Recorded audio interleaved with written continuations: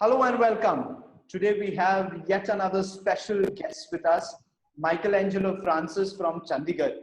Um, he is a teacher, an artist, social activist, biker, SPO, and a traffic marshal for Chandigarh Police.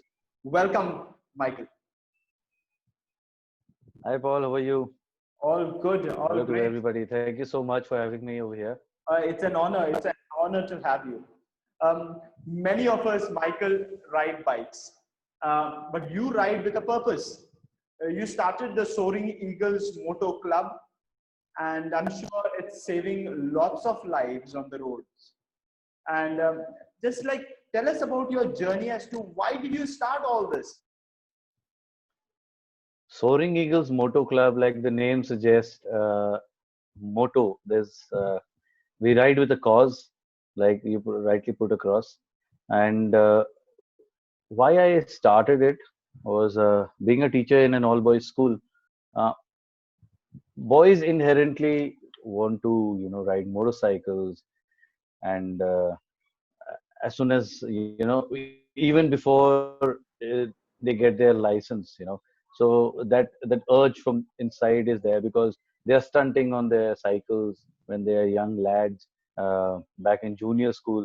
So I felt that need to have a club where I have this bond between with my students, even after school. But it got the whole idea developed, but it took a firing thing because when I lost two of my students to accidents, and uh, two gruesome accident, and one student lost his life while riding a motorcycle. He wasn't wearing a safety helmet, and the second one wasn't wearing a seatbelt, and he flew through the windscreen down like more than 70 feet, and uh, he died. So I decided, like, now, it's time. Like, I took responsibility, that partial responsibility. I had some sleepless nights, and I had to go beyond my school teaching. Go beyond, somewhere there was something lacking in my class, where I just could not instill amongst my boys to take safety first. Take those precautions. It's very, very vital. Uh, and that's how Soaring Eagles Moto Club began, with the cause. It indeed were tragic incidences. At the same time, it's also a message to the rest of us, like, to take some bad experience and converting it into something very positive and life giving or something like that. We all take our learning experiences through a fall, that we get up and we brush our knees, we bruised our knees, and then we tend, to be very careful. So similarly, it's just Well adding to said. what you're saying, through our bad. Yeah, well said. Well said.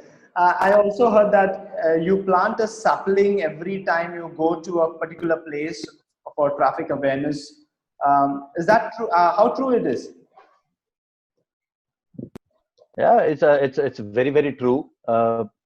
Wherever we take our ride to, whichever place, whichever, for leisure or for, we make it a point, not only to educate people on the traffic rules and regulations, because a lot of people do not follow traffic rules, especially the states.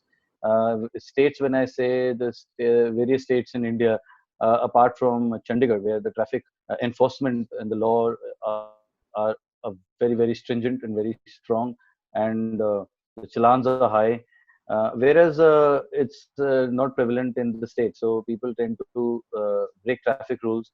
Uh, but to add to that, wherever we go, we stop at a dhaba. We hand over a sapling, a tree, but not just any sapling, any tree. It's a fruit tree. We give it to the person over there, and we plant it along with him. We take photographs, and why a fruit tree? Because down the line, uh, you know uh, 10, 15 years hence, And when this sapling grows into a huge tree, and not only people sitting underneath it, enjoy the shade. The birds have fruits to eat. The people can, get a fruit, to, bite on. So it does need a lot of care. But then that's the whole idea of, planting fruit trees by SCMC. That's indeed a very inspiring action by you and your team. And at the same time, like you have done a traffic awareness program in cities to the highest motorable road, that is that Kardungla. Just tell us your whole journey towards it. Or just tell us your experience about that. After a lot of awareness programs that we had taken up, the Soaring Eagles Moto Club had taken. We had literally covered maximum schools within Chandigarh. Then we had covered Mohali, that's in Punjab. We had covered Panchkula in Haryana. We had covered Solan, and we had covered Shimla. So we decided that let's expand our boundaries even further and uh, go beyond. We wanted to visit a place, but then I had been to Leh Ladakh 8 times before, twice on bicycles. So I decided traveling to Leh Ladakh, and and they still have that same, that the same thing of breaking rules and laws even there. So we said, let's go. My other friends who were with me, they they had heard a lot of stories from me. Like Leh is this, Ladakh is this, it's amazing, Pembong, so Khardungla. And then we decided, let's take it up, and we found out that nobody has ever taken it up to the highest motorable road. So CMC is the only club that took up this awareness program way back uh, in 5 years ago, and we conducted this traffic awareness camp not only at Khardungla but right from Chandigarh. We made a long route so that we could cover as many states as possible to and fro. So that was the whole idea behind it, so to put us up on the map over there, being the only club to do it right up till the highest motorable road. Not just to ride over there, but then to educate the people. And believe me, when I say educate the people, we had all kinds of people from there, from different states, and not a single person opposed what we were trying to put across. They supported us. We had such amazing sing song camp moments over there, dancing such a high altitude, and the army joined in, and they said, साहब ऐसे तो कभी इधर हुआ ही नहीं है, किसी ने कभी ऐसा किया नहीं, लोग आते हैं इधर फोटो खींचते हैं. We got the army involved in it, and it was an amazing, enriching experience. It was amazing, just never be gone. Yeah, people dream of going there once. I mean, you have been there a number of times. I mean, like it must have been a great experience. Tell us about your bikes. I'm really interested to know about your bikes. So what bikes do you have? Which bikes are you interested in? When you say how many of them I like Royal Enfield and Harley Davidson. Those are the two bikes I okay, know. yeah. I don't have two bikes. I've got 10 bikes, and out of which I customize most of them. I have built my own motorcycle also, right from scratch.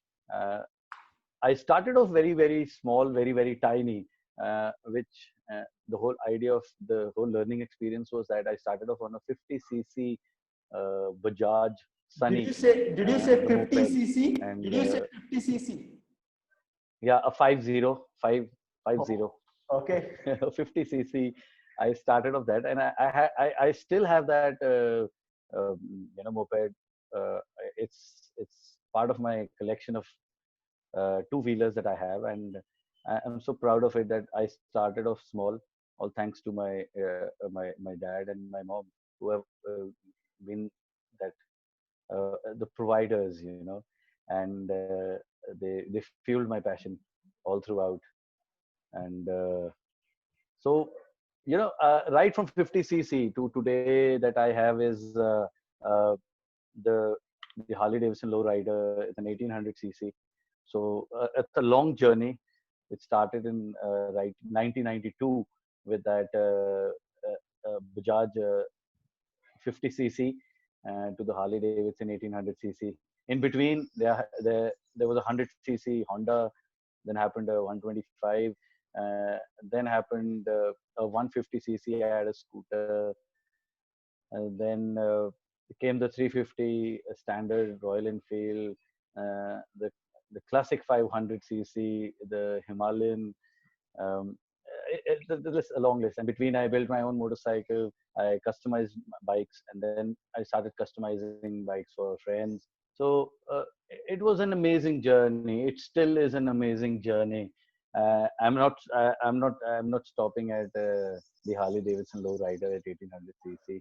The motorcycle, your commuting, your vehicle for commuting to work or pleasure or leisure, got to be clean like you. It's an extension of you. People sometimes may look at your motorcycle first, and a lot of things they can judge. A passionate motorcyclist would come to know, yeah, how well he keeps his vehicle. And there's a very popular saying. My dad also used to tell me that a person who can keep his vehicle clean and maintain it well ought to get married. Only then can he take care of his wife. Otherwise, he or she should not should not get into the family thing, because they don't know how to take care. If you got to take care, because that's the whole thing. You'll take your family on it one day, and if it breaks down, you wouldn't want your family to be stranded because you didn't take care of your automobile. So yes, it's part of you. You got to TLC it. And planning to build an all electric bike for my own self. Working on it. It's been 2 years. uh, so hopefully very soon I would be bringing out my own electric motorcycle. It will be indeed a great idea with regards to electric bikes. And thank you for getting us through that 50cc to 1800cc experience. To add to it, it's very, very important for any youngster uh, out there. If you really want to understand, start small. Uh, Whatever your age is, don't worry. Start on 100cc, and gradually you learn a lot from smaller, lighter bikes, and gradually you can build yourself up to a bigger machine with a lot of understanding. And that's a great message for the youngsters. Start small and then grow, gradually grow. Um, adding to this, Yes. there is a connection between a person and their bikes. Okay, whoever man or a woman, doesn't matter. They have a connection True. with their bike. Can you speak on that relationship between a bike and a human person, a machine and a human person as such? A human. Amazed with this question. I love it. There's so much I can tell you about it. Uh, the whole connection. Let's say the human being built the engine, that combustible engine. The human built this combustible engine looking at himself. Now you would wonder, how is it possible? If you carefully look at a motorcycle engine or a combustible engine, there's fuel running through, there's fluids running through, uh, like the blood that runs through our body. We've got petrol, we've got diesel, we've got engine oil, we've got brake oil, the fluids running through it, keeping it going. If your engines do not have fluid, they will stop. Same way, the blood, it's not there in our body and we are dead. What pumps that blood? The heart, the engine. Uh, the where the piston is happening, where the uh, the fuel gets in, the it is ignited by the spark plug. So the current comes in.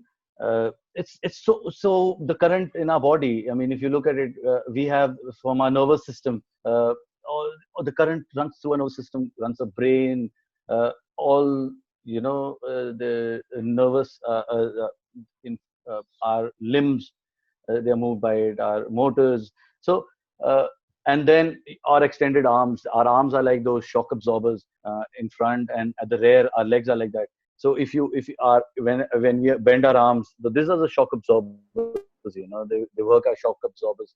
So our feet, like the tires, the shoes that we wear like tires, the headlights, the eyes that we look ahead through the night, uh, the speed that we can walk through or run is the throttle. When we throttle it up, when we throttle our minds to run. So there is so much similarity, between an engine. So why not that relationship? They're both the same thing, human being and that combustible engine. You got to understand, that whole feeling. You're just one when you're riding it. It's just part of you. I never heard this comparison so very well explained. Okay, I mean it's nice, it just gives a whole new perspective of bike riding. I mean, thanks for opening my mind, and I'm sure like it's going to open up few other people's minds too. I see a lot of people supporting you in your ventures, whatever the ventures are, like, from the bikes to your social activists, uh, to protecting the girl child, okay, human rights, and so on and so forth. How did you manage to get people believe in your dream?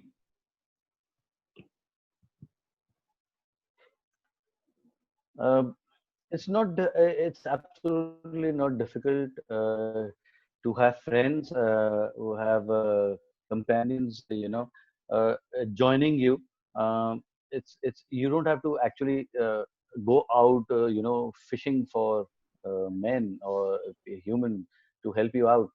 All you have to do is just with that conviction and a belief. If you believe in, if you have that dream, if you have that belief, there will be people coming in, looking at you what you're doing, and they would join you.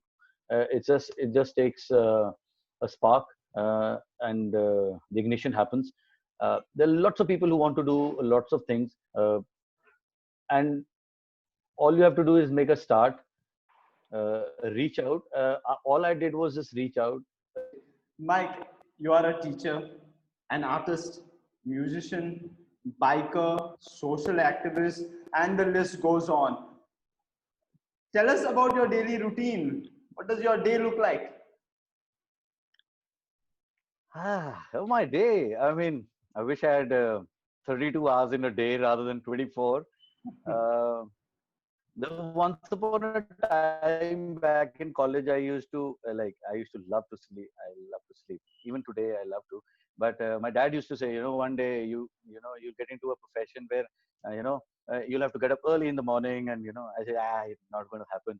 And yeah, I am a teacher, so yeah, it's by choice. It's not. It never happened just like that. It's by choice, and.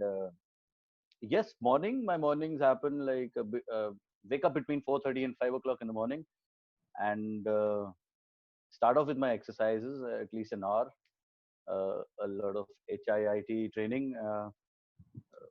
The lockdown helps a lot.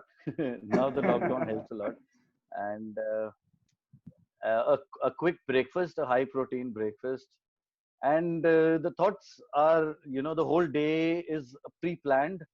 I like to plan my day way in advance. Sometimes I plan the day 2 days prior, or but it's always I know what I'm going to do through the day. It's very very rare that there could be an accidental meeting, or but the whole day is planned. Right up till this time I sleep. My sleep is short, but uh, my day is long. There are lots of things that I do. Going to school, of course, and within the school, meeting students, and then the art happens there. The music is happening there along with my boys. I take care of the school rock band. It's been 20 years now, and the art is happening there. The learning is happening both the sides.